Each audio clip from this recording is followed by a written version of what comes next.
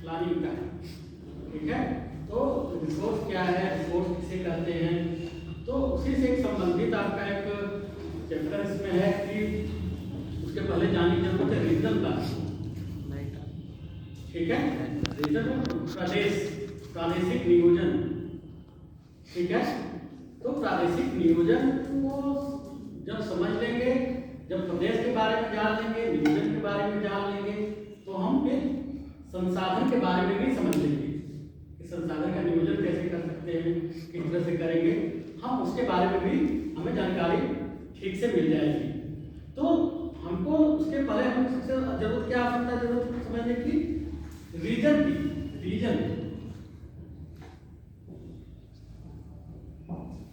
Reason क्या चीज है, किसी चीज के पहले कोई भी एक कह सकते हैं कि एक प्रदेश, रीजन क्या है, रीजन जो अपने आसपास के एरिया से जो डिफरेंट होता है, कुछ स्पेशल कैरेक्टर होता है, जिसमें कुछ स्पेशल कैरेक्टरिस्टिक्स होती है, कुछ विशेष विशेषताएं होती हैं जो अन्य क्षेत्रों में नहीं होती, ठीक है। ये मेनली रीजन के बारे में जो मुख्य बात है ये है। तो रीजन क्या है, रीजन जहां पे जो भी डिफरेंट, मान कोई भी बहुत सारे एरिया है आसपास किसी भी क्षेत्र का, किसी भी मान लो कोई स्टेट है, कोई नेशन है, तो जो डिफरेंट जो एरियाज हैं, तो ये जो एरिया मुख्यतः है अलग अलग हैं। तो इन एरिया के पास इन एरिया से डिफरेंट, इनसे डिफरेंट एक अलग कोई क्षेत्र होगा जिसे हम रीजन का नाम देंगे, प्रदेश का नाम देंगे, ठीक है। और वो अन्य क्षेत्र जो है उस प्रदेश से प्रभावित होंगे। तो प्रदेश की चर्चा क्यों करेंगे, प्रदेश की बात क्यों करेंगे, क्योंकि हमें जब भी हम नियोजन की बात करते हैं, प्लानिंग की बात करते हैं, तो हमें उस क्षेत्र के बारे में, उस प्रदेश के बारे में जानना अत्यंत ही जरूरी हो जाता है। वह सीधी सी बात, जब तक हम उस किसी भी चीज के विशेषताओं के बारे में नहीं समझेंगे कि वहां पे क्या मेरिट है, क्या डिमेरिट है, ठीक है, तो तब तक हम उस क्षेत्र का, उस एरिया का हम प्लान नहीं बना सकते हैं, उस एरिया के बारे में प्लानिंग नहीं कर सकते हैं। जैसे अगर फॉर एग्जाम्पल बात अगर आप करिए, तो अगर मान लीजिए मैदानी क्षेत्र है, मैदानी क्षेत्र मतलब क्या है, जहां हम लोग रह रहे हैं, ठीक है, और हिली एरिया है, माउंटेनस रीजन है, पहाड़ी क्षेत्र है,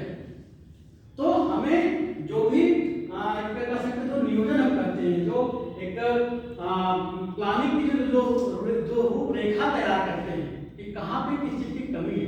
किस चीज की अधिकता है, तो हम वो जो हिली एरिया है, जो माउंटेनस रीजन है, जो एक हिली एरिया है, और किसकी बात करें हम है, मैदानी क्षेत्र का, प्लेन एरिया, तो इन दोनों का हम एक नियम कायदा नहीं बना सकते, हम एक पैरामीटर पे दोनों को लेकर नहीं चल सकते, ठीक है, क्योंकि यहाँ का जो हिली एरिया का जो रहन सहन है, जो वहाँ की टोपोग्राफी है,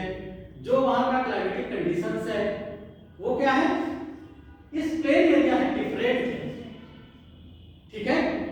अगर आप नई टूर में भी जाएंगे, आप अगर हिल एरिया में जाते हैं, नैनीताल जाते हैं, मसूरी जाते हैं, शिमला जाते हैं, तो यहाँ जो हम लोग बिल्कुल नॉर्मल वे में रहते हैं, वहाँ पे आपको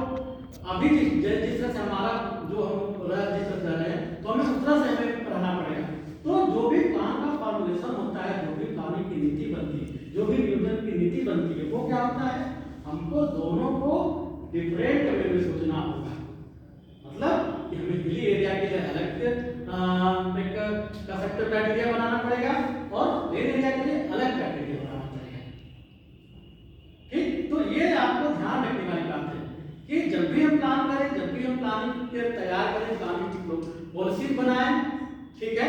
इवन फिर प्लानिंग की पॉलिसी बनेगी, इवन मान लो हम कोई भी छोटे मोटे इवेंट की बात कर रहे हैं, जैसे आप कुछ भी आप एग्जाम्पल जैसे लीजिए, हम कोई एक प्रोग्राम में ऑर्गेनाइज करना है, तो अगर हम उस प्रोग्राम को ऑर्गेनाइज कर रहे हैं, तो हम उसको स्टेप बाय स्टेप क्या करते हैं, ठीक है, कि हमें फर्स्ट स्टेज में क्या करना है, सेकंड स्टेज में क्या करना है, थर्ड स्टेज में क्या करना है, फिर फाइनली आके लास्ट में आपका जो प्लान का जो इम्प्लीमेंटेशन होता है, जो वो नियोजन का जो जो भी अच्छा जो जो एक आउटपुट निकल के आता है वो फाइनल तय होता है। कोई भी बात बनाते हैं, कोई भी नियोजन की बात करते हैं, किसी भी चीज के बारे में, इवन एजुकेशन के बारे में, हेल्थ के बारे में, तो ठीक उसी तरह से तो हम इस रीजन के बारे में बात कर रहे हैं, जो डिफरेंट हम एरियाज के बारे में बात कर रहे हैं, तो हमें बिल्कुल उसी तरह से सोचना होगा कि जो हम एक लोकल लेवल पे, जो हम ग्रासरूट लेवल पे, जो बिल्कुल हम जमीनी स्तर पर जो बात करते हैं, एक छोटी चीज पे जो नियोजन की पॉलिसी तैयार करते हैं, नियोजन का प्लान तैयार करते हैं, तो हमें उसको यहाँ पे सोचना होगा, उसके बारे में विचार करना होगा कि वहाँ पे क्या क्या अवेलेबिलिटी है। रिसोर्स, मान लो एग्जाम्पल को मैं रिसोर्सेज आप लेते हो, संसाधनों के बारे में बात करते हो, ठीक है, तो वहां पे कौन से संसाधन है, किन संसाधन की अधिकता है, क्या चीज वहां पे है कि किसी की स्कार्सिटी है, स्कार्सिटी मतलब कमी, वहां पे कौन सी चीज कम है, ठीक है। हमें क्या करना होगा कि दोनों को एक उस हिसाब से नियम बनाएं कि जो है वो रीजन और उसके जो इफेक्टेड एरिया है सबका डेवलपमेंट हो सके। जो एक रीजनल प्लानिंग क्यों करते हैं, रीजनल प्लानिंग क्यों करते हैं, प्रादेशिक नियोजन क्यों करते हैं, वो जो रीजनल इम्बैलेंसेज है, ठीक है, प्रादेशिक विषमता, जो एक प्रादेशिक असमानता है, उस विषमता को रिड्यूस करने के लिए, ठीक है, उस रीजनल बैलेंसेज को कम करने के लिए, खत्म करने के लिए, समाप्त करने के लिए हम ये प्लानिंग की पॉलिसी तैयार करते हैं। जो भी रीजन की प्लानिंग हम करेंगे, रीजनल प्लानिंग हम इसलिए करते हैं, ठीक, कि हम जो भी हमें जो भी गवर्नमेंट, जो भी लोकल गवर्नमेंट है, सेंट्रल गवर्नमेंट है, जो एक पॉलिसी तैयार करती है, कि जो पॉलिसी जैसे चलती है, जो जिस तरह से कार्य करती है, जो भी उसका एक ढांचा है, वो कैसे जैसे चल रहा है। जैसे मान गवर्नमेंट का सेंट्रल गवर्नमेंट पॉलिसी तैयार कर रही है, कोई पॉलिसी बना कैसे चल रहा है वहां पे, सेंटर से आ रहा है, ठीक है, केंद्र से कोई चीज आ रहा है, यहाँ पर केंद्र से फिर कहाँ पे जाएगा, ये स्टेट पे आएगा, फिर कहाँ आएगा ये तब जितना आप जानते हो, फिर वहां पे आएगा सेंटर स्टेट, मतलब यहाँ पे इसको नेशनल भी कर सकते हो, ये नेशनल लेवल होते हैं, नेशनल लेवल स्टेट है, फिर यहाँ पे कर दो डिस्ट्रिक्ट लेवल, ठीक। आप इसको बहुत ब्लॉक तहसील बात करके सीधे हम विलेज पे आ रहे हैं, जो एक बिल्कुल ग्रासरूट लेवल, जो मतलब बिल्कुल अपर लेवल से लेके नीचे तक, central, state, district and village level, जो नीतियां जो चलती हैं, जो चल रही यहाँ से बिल्कुल ऊपर नीचे आज को ला सकते हैं। यहाँ पे दो अप्रोच काम करता है, ये नीति कैसे आ रही है, अप टू डाउन आ रही है, अप टू डाउन अप्रोच, ऊपर से नीचे की ओर जो पाठक पे काम किया, जिस अप्रोच पे काम किया जाता है, फिर हो गया अप टू डाउन अप्रोच हो गया, मींस सेंट्रल से लेकर बिल्कुल विलेज लेवल, ग्रासरूट लेवल तक जो नीतियां बनती हैं, जो पॉलिसी तैयार करती है। और दूसरा क्या हो गया, up to down to approach, means grassroot level to central level, ठीक है, कि बिल्कुल निचले स्तर से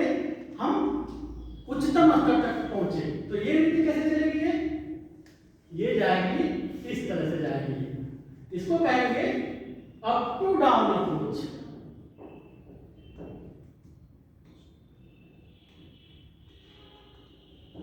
और ये हो गया डाउन टू अप अप्रोच।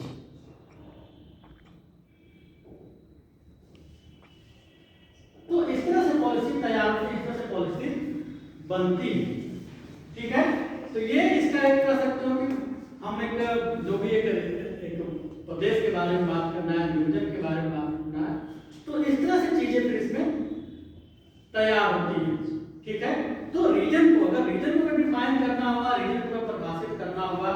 तो हम कह सकते हैं कि जो रीजन क्या है, region is an area, region एक क्षेत्र है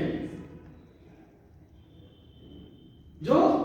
और क्षेत्रों से, जो और अन्य क्षेत्रों उनसे वो डिफरेंट है, उनसे वो भिन्न, उनसे क्या है, वो डिफरेंट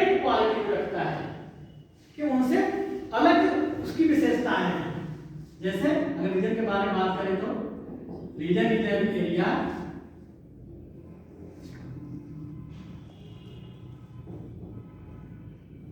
characterized by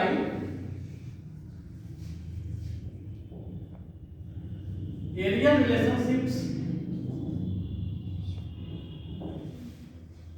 जो क्षेत्र के जो संबंध है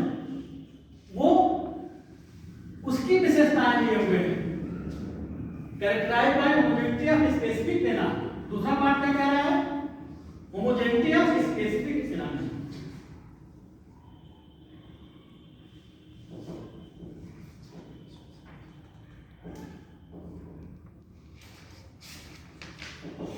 ठीक है, वहां पे समानता है, वहां पे समानता की भी बात कर रहा है। जो हमने अभी भी चर्चा की है, जो बात की है रीजनल प्लानिंग के बारे में, तो वहां पे एक जो स्पेसिफिक फिनोमेना है उनका जो है उसमें एक होमोजेनिटी हो रही है, वहां पे समान रूप से कार्य है। ठीक है, तो ये जो इस तरह की चीजें काम करती है वहां पर। फिर उसी प्रकार का रीजन आप समझेंगे कि प्लानिंग क्या है, प्लानिंग किसे करते हैं, यूजर किसे करते हैं। तो प्लानिंग है एक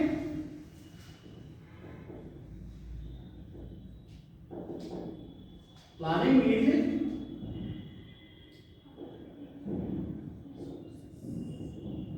highly disciplined and formulated activity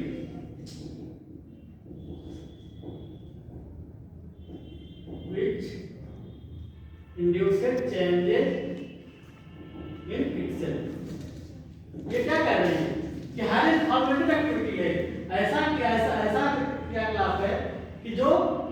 स्वयं में ही मतलब परिवर्तन के फलस्वरूप उत्पन्न होता है।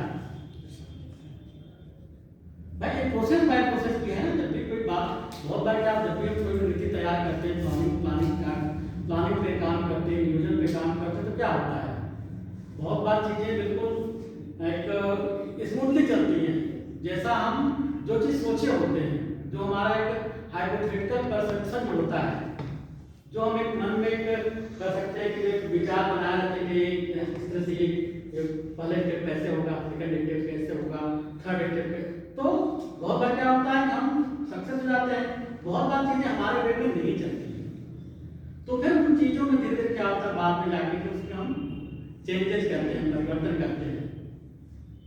कि अगर यहाँ पर अगर ये अगर क्राइटेरिया का काम नहीं कर रहा है, अगर ये पैरामीटर वहाँ पे काम नहीं कर रहा है, ये पैरामीटर वहाँ पे फॉलो नहीं हो पा रहा है, तो हम यहाँ पे क्या करते हैं कि किसी दूसरे पैरामीटर को, दूसरे क्राइटेरिया को वहाँ पे अप्लाई करते हैं कि जिससे हमारा जो है एक पॉलिसी है, जो भी प्लानिंग का कार्य है, जिस प्रदेश के बारे में हम काम कर रहे हैं, जिस क्षेत्र के बारे में हम काम कर रहे हैं, वो क्या हो सक्सेसफुल। तो ये बिल्कुल जो एक कह सकते हैं जो बेस में है, जो बेसिक चीजें हैं, वो प्लानिंग का काम कर रहा है। दूसरी बात इसमें क्या है, जैसे अगर प्लानिंग का काम अगर कर रहे हैं, प्लानिंग की बात अगर कर रहे हैं, प्रादेशिक नियोजन के बारे में बात करें, तो क्या है वो हम पेपर पे ना कोई काम करें, सिर्फ पेपर के बारे में बात कर रहे हैं कि चलो इस पे हम कार्य करें, वो हमें क्या है उसको ग्राउंड पे भी दिखना चाहिए, ग्रासरूट लेवल पर, grassroot level to up level तक, मतलब जहां पर भी हम देख रहे हैं जिसके लिए जब हम वो एक रूपरेखा तैयार कर रहे हैं, वहां पे ये दिखना चाहिए। सिर्फ हमें आप पेपर नहीं दिखना चाहिए कि हमने कहा नहीं ठीक है वहां पे ये अवेलेबिलिटी है, वहां पे इसकी अवेलेबिलिटी है, वहां पे बहुत अच्छा है। आपको उस स्तर पे जाके वो जो भी एरिया है, जो रीजन है, वहां पे जाकर आपको एक उसकी मॉनिटरिंग करनी पड़ेगी। भाई जब तक हम कहीं पे हम नहीं जाएंगे, कोई विजिट नहीं करेंगे, हम जहाँ पे जो संबंधित समस्याएं हैं, अगर वहाँ संसाधनों की क्या स्थिति है, इंफ्रास्ट्रक्चर फैसिलिटीज की क्या सिचुएशन है, तभी तो हम समझ पाएंगे कि हम किसी चीज के बारे में अगर नहीं जान रहे हैं, कहीं किसी एरिया के बारे में जानकारी नहीं है, किसी क्षेत्र के बारे में जानकारी नहीं है, तो जब तक हम वहां पे नहीं जाएंगे, जब तक उसके बारे में एक प्रॉपर एक स्टडी नहीं करेंगे, हमें नहीं पता चल पाएगा। पार्टिकुलर रीजन में किस चीज की स्कार्सिटी है, किस चीज की आवश्यकता है, किस चीज की अधिकता है। ठीक, जैसे बहुत बार ऐसा होता है, बहुत सारे रीजन ऐसे होते हैं जहाँ पे क्या है कि फूड रेंज की फैसिलिटी बहुत अधिक है, लेकिन वहाँ पे उसके बिल्कुल अगर उसका एक अनदर एस्पेक्ट कर लो, उसका दूसरा अगर पहलू पकड़ो तो उसमें क्या वहाँ पर है, वहाँ पे रिसोर्सेज की कमी है, संसाधनों की कमी है। ठीक, बहुत बार ऐसा होता है कि हम इसको हम कैसे बैलेंस करें, तो हम उस बैलेंस के बारे में, उससे जो एक इम्बैलेंसेज है, जो वो रीजनल इम्बैलेंसेज है, हम उनके बारे में बात करेंगे, हम उनके बारे में चर्चा करेंगे, उनको कम करके हम कैसे प्रादेशिक नियोजन पे काम कर सकते हैं। ठीक है, तो हमें क्या है, उस प्रदेश के किसी पार्टिकुलर प्रदेश के बारे में जो नियोजन करते हैं, जो प्लान तैयार करते हैं, यही प्रादेशिक नियोजन है, बिल्कुल सामान्य सी भाषा में। ठीक है, जैसे आपको आगे बहुत सारे चीजें पढ़ाएंगे जाएंगे, जो भी मान लो प्रॉब्लमेटिक रीजन है। ठीक है, और जैसे मान लो वहाँ पर जैसे दंडकारण रीजन है। ठीक है, तो कुछ एरिया ऐसे हैं जो कर सकते हो ट्राइबल बेल्ट से, तो वहाँ पे कैसे प्रॉब्लम्स हैं, किस तरह की वहाँ पे समस्याएं हैं, उनको रिमूव करने के लिए हम क्या कर सकते हैं, उनको इरेडिकेट करने के लिए क्या कर सकते हैं। तो हम जो एक हमारा जो उद्देश्य है, हम उसकी चर्चा करेंगे। ठीक है, तो उसके बारे में बात करेंगे। तो यहाँ देखो हमने इसमें तैयार किया कि आपको पहले विजिट टू एरिया, उस क्षेत्र का आपको विजिट करना पड़ेगा। जो भी जिस पार्टिकुलर एरिया के बारे में आप बात कर रहे हैं, तो वहां पे आपको क्या करना होगा, विजिट करना होगा।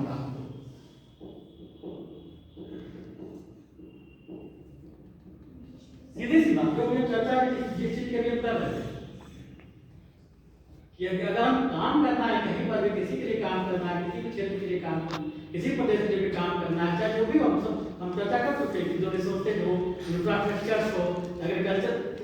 एनीथिंग, किसी भी चीज के बारे में बात करना हो, तो अगर आपको उसका एग्जैक्ट सिचुएशन पता करना है, तो वहाँ पे क्या स्थिति है, तो आपको जानकारी वहाँ पे जरूरत होगा, जान क्या होगा कि आप उस एरिया का, उस क्षेत्र में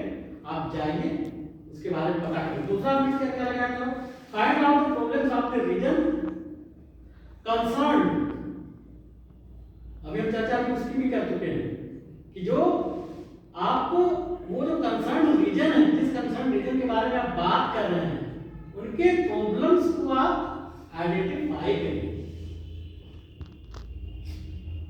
उन समस्याओं की आप पहचान करिए। ठीक है, तब आपको वहां पे एक बिल्कुल एक कह सकते हैं कि एक आप ठीक ठाक सिचुएशन आप पता कर सकते हैं, एक आप कह सकते हैं कि एक सोच सकते हैं, विचार बना सकते हैं कि हम कौन सी वहाँ पे किस तरह की प्लानिंग तैयार करें, किस तरह की प्लानिंग की बात करें। हम बताएं प्लानिंग मतलब इस जो भी संबंधित उससे संबंधित जो भी प्लानिंग के जो डिफरेंट अप्रोचेज होते हैं, किस कौन से अप्रोचेज कहाँ पे फॉलो होंगे, कौन से अप्रोचेज कहाँ पे लागू होंगे, तो इसकी चर्चा करेंगे। फिर आगे क्या है, sketch the ideas and removal for and remedies for removal of demerits. आपने क्या किया, उस क्षेत्र का, प्रदेश का आपने विजिट कर लिया। ठीक, जब आप विजिट कर लिए तो आप क्या कर लिए, वहां पर आइडेंटिफाई कर लिए, पहचान कर लिए उस पार्टिकुलर प्रदेश की, उस विशेष प्रदेश की, उस विशेष रीजन की समस्या का क्या किए, पहचान आप लोगे कि हाँ ठीक है भाई, हम इस प्रदेश में आए हैं, इस रीजन में आए हैं। जैसे अगर मान लो कानपुर के बारे में अगर बात कर रहे हैं, कानपुर में क्या क्या समस्याएं हैं, कानपुर में कौन कौन सी यहाँ पे दिक्कतें हैं, कौन कौन सी परेशानियां हैं जिसकी वजह से डेवलपमेंट रुका हुआ है, या जो विकास के रास्ते में बाधा के रूप में काम कर रही है। तो अब सीधी सी बात है, आप यहाँ रहने वाले हैं, आप अगर यहाँ पे जानते हैं तो आपको पता है कि यहाँ पे क्या क्या मेन दिक्कत हो सकती है। यहाँ पे ट्रैफिक कंजेशन से लेके वाटर पॉल्यूशन से लेके लेदर इंडस्ट्री के जो भी कह सकते हैं, जो एक कचरा डालने की गंगा जी में, तो कहने का सेंस है कि आपको उस प्रदेश के बारे में जानकारी होनी चाहिए। तो आप विजिट कर लिए, समस्या की पहचान कर लिए। जब आप समस्या की पहचान कर लेंगे तब आप आइडियाज जो आपके मन में डिफरेंट आइडिया आएंगे कि हाँ ये समस्याएं हैं। अब इसके लिए हम कर क्या सकते हैं भाई? कानपुर शहर में मेट्रो की जरूरत क्यों पड़ी? कानपुर शहर में मेट्रो की इसलिए क्यों पड़ी? यहाँ पे ट्रैफिक कंजेशन, जो भी एरिया है जहाँ से मेट्रो की शुरुआत हो रही है, जैसे भी IIT से लेके मोतीझील तक मेट्रो के भी शुरू होने जा, तो ये क्या है, ये ऐसे क्षेत्र थे, ऐसे थे जहाँ पे आपको ट्रैफिक कंजेशन बहुत ज्यादा था, सबसे ज्यादा दिक्कत थी। तो क्या हुआ वहाँ पे भाई? पहले एक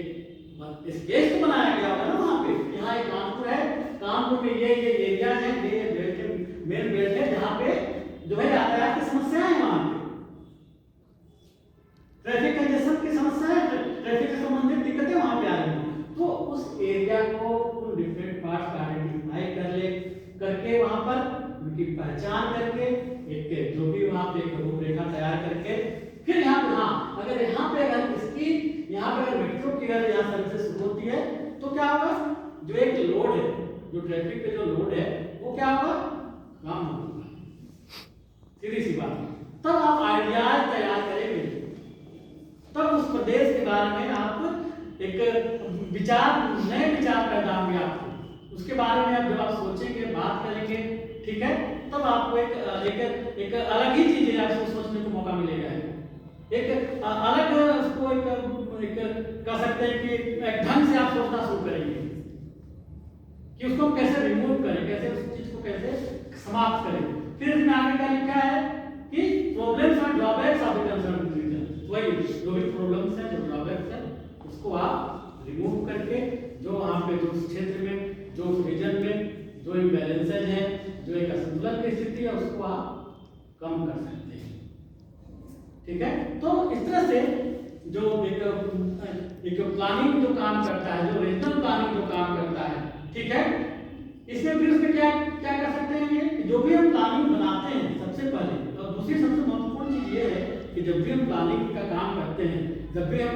एक प्लानिंग की रूपरेखा तैयार करते हैं, तो सबसे पहले क्या ध्यान देते हैं कि वहां पे अवेलेबल रिसोर्सेज क्या क्या है, जो उपलब्ध संसाधन क्या क्या है वहां पर। सबसे बड़ा काम तो हमारा ये भाई, सीधी सी बात, हमको पता तो रहना चाहिए कि हमारे जहाँ पे हम रह रहे हैं, जो हमें जहाँ पे जिस क्षेत्र पर काम करना है, जिस प्रदेश पे काम करना है, वहाँ हम किस किस चीज की अवेलेबिलिटी है, तो आपको नॉलेज होना चाहिए कि वहाँ पे मुख्यतः ये अवेलेबल चीजें हैं और इनकी जरूरत है हमें। वहाँ जरूरत नहीं, हमारे पास 10 चीजें हैं, 5 चीजें नहीं है, तो उन 5 चीजों को हम कैसे वहाँ पे एक वहाँ पे हम लेकर आए, या कैसे उसका विकास करें, कैसे उसका डेवलपमेंट करें कि वो हमारा जो एक जो इम्बैलेंस है वहाँ पे, जो वहाँ पे असंतुलन की स्थिति है, वो किस तरह से फुलफिल किया जा सके, खत्म किया जा सके असंतुलन की समस्या, ठीक है। तो ये काम करना है। तब उसके बाद जो हम बात यहाँ पे कर रहे थे कि जो अप टू डाउन अप्रोच या down to approach, down to up approach, तब वहाँ पे ये काम करता है, क्योंकि आपको जब लोकल में पता चल जाएगा, तब आप कंसर्न अथॉरिटी से जो भी स्टेट लेवल पे जाएंगे, ठीक है, पहले खुद से देखें, फिर वहाँ पे हम अथॉरिटी से पूछे, वहाँ पे बात किए, डिस्ट्रिक्ट लेवल जो भी आपको वहाँ में अधिकारी, स्टेट लेवल, ठीक है, फिर सेंट्रल लेवल तक चीजें पहुँचती हैं, जाती हैं। तो इस तरह से जो प्रादेशिक नियोजन है, जो प्रादेशिक का एक रीजनल जो प्लानिंग की बात होती है, इस तरह से होती है। तो वो प्रादेशिक विकास को करने के लिए प्रादेशिक नियोजन की बात होती है। तो ये बिल्कुल हमारे इसको समाज को इसमें बहुत ज्यादा वो नहीं है, इसमें एक सिंपल सी भाषा में आप समझिए, जब भी कोई प्लान तैयार करते हैं, कोई भी बात तैयार करते हैं, कोई भी काम करते हैं, तो हमें जरूरत पड़ती है सोचने समझने की, सोचने की बात होती है कि हम यहाँ पे क्या क्या चीजें कर सकते हैं। हम रोजमर्रा के दिनचर्या में भी ये काम करते हैं, हमें एक प्लान तैयार करते हैं कि हाँ जो कि हमें एग्जाम में देना है, हमें पढ़ाई करनी, तो हम किस तरह से पढ़ाई करें, किस तरह से हमारा टाइमिंग, इस तरह से हम अपना डिस्ट्रीब्यूशन करें कि हमारी चीजें बिल्कुल प्रॉपर वे में चलती रहे। तो ठीक उसी तरह से जो है ये जब भी हम बात करेंगे तो हम इस वे में बात करेंगे। तो ये मेन आपका जो मेन टॉपिक था, इसका थोड़ा सा इंट्रोडक्टरी पार्ट हम बता रहे थे, ठीक है। तो अब जब भी होगा आगे, जब भी क्लास